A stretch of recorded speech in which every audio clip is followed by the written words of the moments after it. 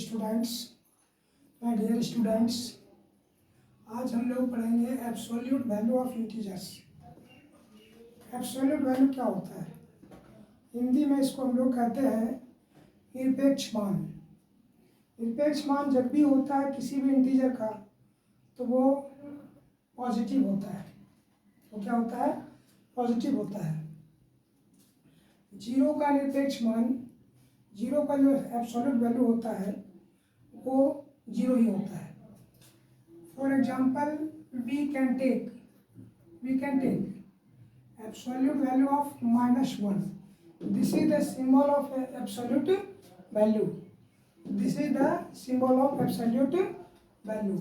-1 equal to 1, -2 equal to 2, -3 equal to 3, -4 equal to 4,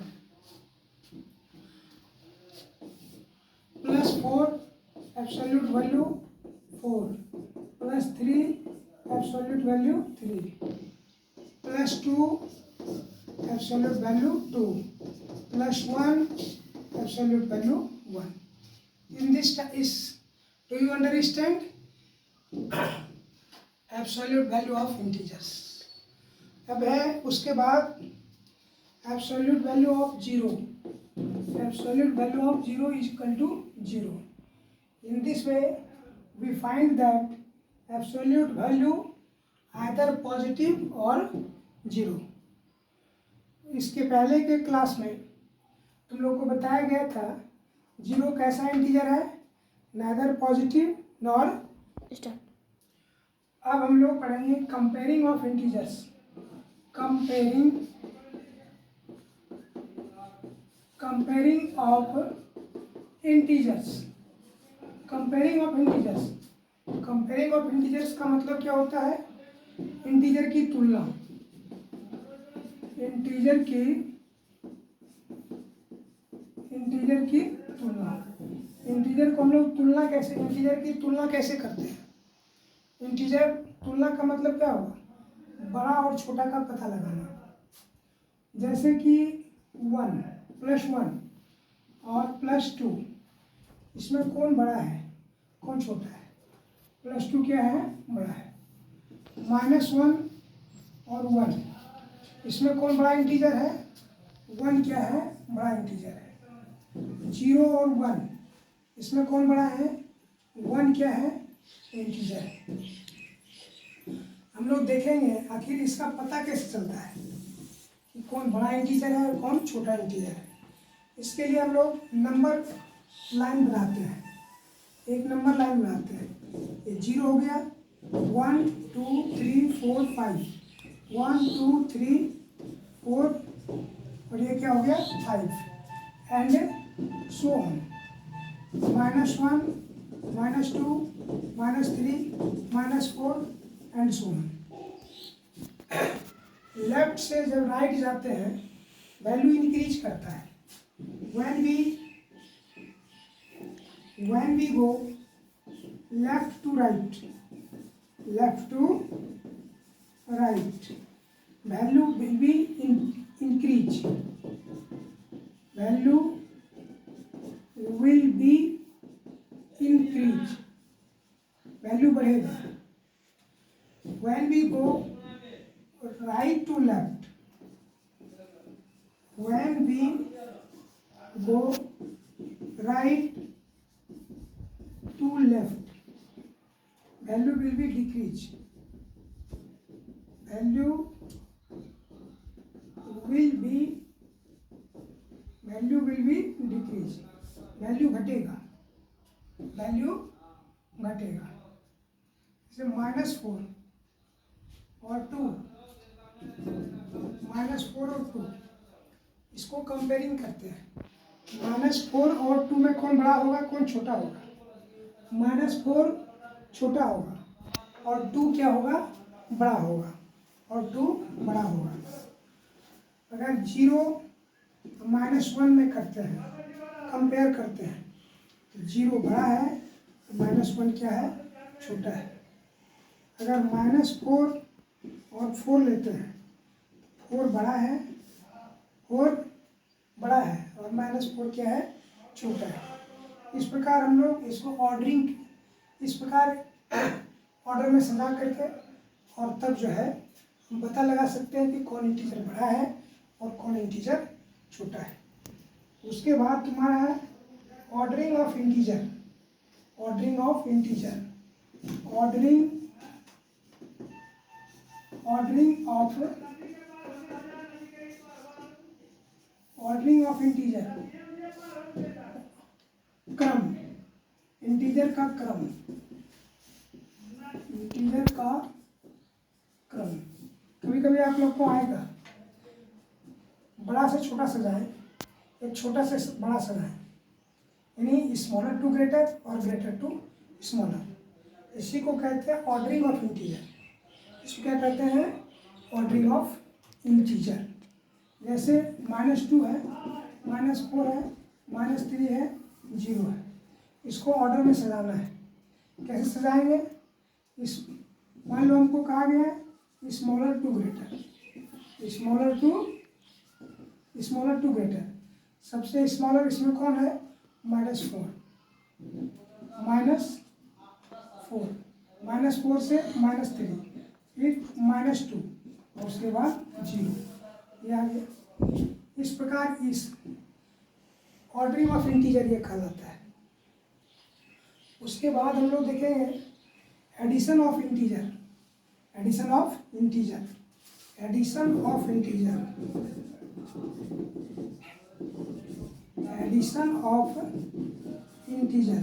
integer को जोड़ना। जैसे 0 + 2 = 2, 0 + 3 = 3, -4 + 2 = -4, 2 में 4 घट जाएगा, 2 में 4 घट जाएगा तो -2 बच जाएगा। -3 + 1 तो 1 में 3 घट जाएगा, क्या बच जाएगा, -2। यह है तुम्हारा एडिशन। अब subtraction of integer, subtraction. Dear students, board भर गया था इसलिए उसको आप लोग उसका स्क्रीनशॉट ले लीजिए और फिर इसको साफ कर दिया गया है। अब हम लोग पढ़ेंगे subtraction of integers. Subtraction of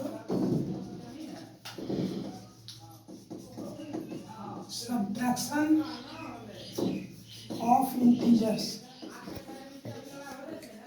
Subtraction of integers. For example,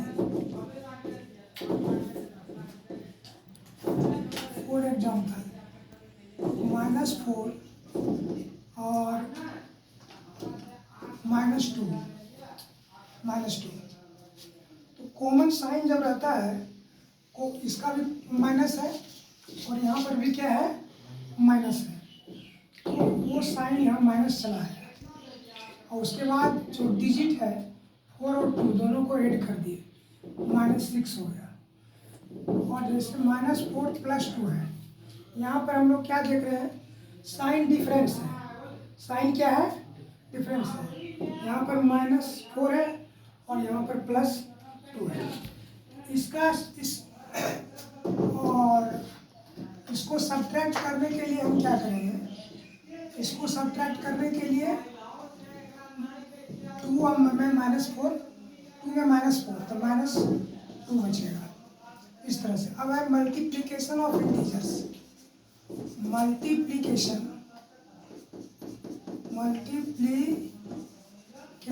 of integers. Multiplication of integers, -4 × +2, -4 और +2, माइनस और प्लस जब मल्टीप्लाइड होता है तो ये माइनस हो जाएगा। अब 4 × 2 क्या हो जाएगा, 8। एनबी का मतलब आप लोग समझते हैं, इसका फुल फॉर्म होता है नोटा बेने। क्या होता है, एनबी का मीनिंग होता है नोटा बेने। इसको हिंदी में कहते हैं याद रखने योग्य बातें। याद रखने योग्य बातें। प्लस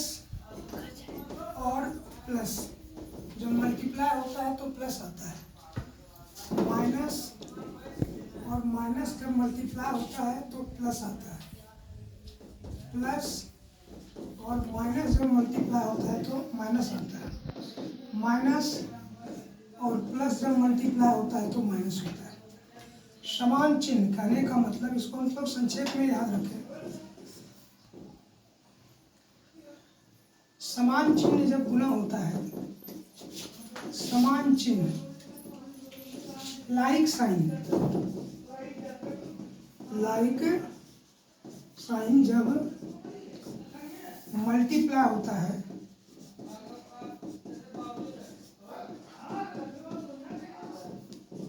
मल्टीप्लाई होता है तो, मल्टीप्लाई होता है तो प्लस आता है। डिफरेंट साइन,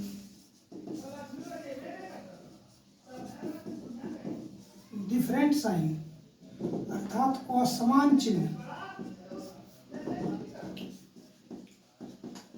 असमान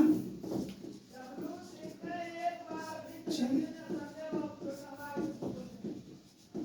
जब मल्टीप्लाई होता है तो माइनस आता है, माइनस आता है। जैसे अगर +4 इंटू -2, इसका वैल्यू क्या है? हम लोग देखते हैं यहाँ पर प्लस है और यहाँ पर साइन क्या है? माइनस है, डिफरेंट साइन है तो साइन माइनस आ गया, और 4 2 जा 8, -8, इसका वैल्यू क्या हो जाएगा? -8। अब हम लोग देखेंगे division of integer, division of integers, division of integers, integer का भाग, इंटीजर का भाग, इंटीजर का भाग, NB प्लस भाग प्लस बराबर प्लस, माइनस भाग माइनस बराबर प्लस, प्लस भाग माइनस बराबर माइनस, माइनस भाग प्लस बराबर माइनस। इसमें भी वही बात याद रखना है, समान लाइक साइन जब मल्टीप्लाई होता है, लाइक साइन जब मल्टीप्लाई होता है तो अनलाइक साइन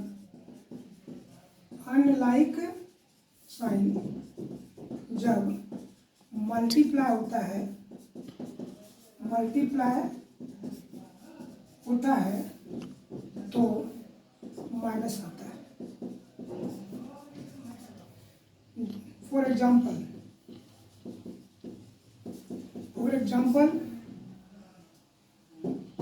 -4 डिवीजन +2, इसका वैल्यू क्या आएगा? यहाँ पर माइनस है और यहाँ पर क्या है? प्लस है, तो साइन क्या हो जाएगा? माइनस हो जाएगा। 4 को 2 से डिवाइड कर देते हैं तो 2 आता है, -4 डिवाइडेड बाय -2, साइन लाइक है, साइन क्या है? लाइक है, तो ये प्लस आ जाएगा, 4 डिवाइडेड बाय 2 इक्वल टू 2 आ जाएगा। इस तरह से, तो इस तरह से हम लोग इंटीजर का डिवीजन कर सकते हैं, इंटीजर का डिवीजन कर सकते हैं। उसी प्रकार से +2 और डिवाइडेड बाय +2, साइन सेम है तो प्लस आ गया, 2 डिवाइडेड बाय 2 इक्वल टू 1 आ गया। इस प्रकार से और भी जो संख्या है इंटीजर का है उसको हम लोग उसका डिवीजन कर सकते हैं। कोई जटिल, बहुत ज़्यादा जटिल नहीं है, समझने के बाद बहुत ज़्यादा इसमें जटिलता नहीं है। अच्छा, पहले एक बात और इस इंटीजर में हम लोग को देखना है, एक बात आप लोग इंटीजर में और याद रखें कि इंटीजर हिंदी में इसको क्या कहते हैं? पूर्णांक। हिंदी में क्या कहते हैं इसको? पूर्णांक। पूर्णांक क्यों कहा जाता है? पूर्णांक क्यों कहा जाता है? इसमें पूरे अंक हैं, इसमें निगेटिव भी है, निगेटिव नंबर भी है, negative number, positive number, positive number और जीरो, इसीलिए इसको इंटीजर कहा जाता है, पूर्णांक। इसमें सभी प्रकार की संख्याएं हैं। पूर्णांक का मतलब क्या हुआ? पूरे अंक। पूर्णांक का मतलब क्या हुआ? पूरे अंक। इसमें पूरे हैं, निगेटिव नंबर भी है, पॉजिटिव नंबर भी है और जीरो भी है। नंबर प्राकृत रूप से नंबर जो है, प्राकृत रूप से नंबर कितने प्रकार के होते हैं? 3 प्रकार के। कुछ नंबर निगेटिव फॉर्म में है रहता है, कुछ नंबर पॉजिटिव फॉर्म में रहता है, कुछ नंबर जीरो फॉर्म में रहता है। पहले भी आप लोग को बताया जा चुका है कि zero is neither negative nor positive. Zero न तो नेगेटिव संख्या है, जीरो न तो पॉजिटिव संख्या है। इसको नेगेटिव और पॉजिटिव के बीच में रखा गया है, इसको नेगेटिव और पॉजिटिव के बीच में रखा गया है, इसीलिए इंटीजर को पूर्णांक कहा गया है। कुछ आप लोग जब मैथमेटिक्स पढ़ेंगे तो कुछ टर्म ऐसे हैं जो इंग्लिश से ज़्यादा क्लियर हो जाता है। अब कुछ टर्म ऐसा है जिसका अगर हिंदी आप लोग याद रखेंगे तो उसको याद रखने में कोई असुविधा नहीं होती। जैसे पूर्णांक, पूर्णांक क्या है? एक ट्रिक है याद रखने का ट्रिक। पूर्णांक का मतलब क्या हुआ? पूरे अंक, पूरे यानी तीनों प्रकार के अंक। संख्या जो मूलतः 3 फॉर्म में है। संख्या मूलतः क्या है? 3 फॉर्म में है। वो निगेटिव फॉर्म में है, पॉजिटिव फॉर्म में है और नाइदर नेगेटिव नॉर नेगेटिव। ये संख्याएं 3 फॉर्म में पाई जाती है और इंटीजर में ये तीनों फॉर्म आ जाता है। इंटीजर में क्या होता है? ये तीनों फॉर्म आ जाता है। निगेटिव नंबर भी आता है, पॉजिटिव नंबर भी आता है और जीरो भी। जैसा कि डिफिनेशन में आप लोगों ने देखा, जैसे पूर्णांक के इंटीजर के डिफिनेशन में देखा कि टोटल जो निगेटिव नंबर है, पॉजिटिव नंबर है और जीरो का जो कलेक्शन है उसी को हम लोग क्या कहते हैं? इंटीजर कहते हैं। उसको क्या कहते हैं? पूर्णांक कहते हैं। स्टूडेंट्स, अब फिर अगले क्लास में हम लोग देखेंगे कि अगले क्लास में इंटीजर से रिलेटेड और भी सवाल को हम लोग बनाएंगे। क्लास 7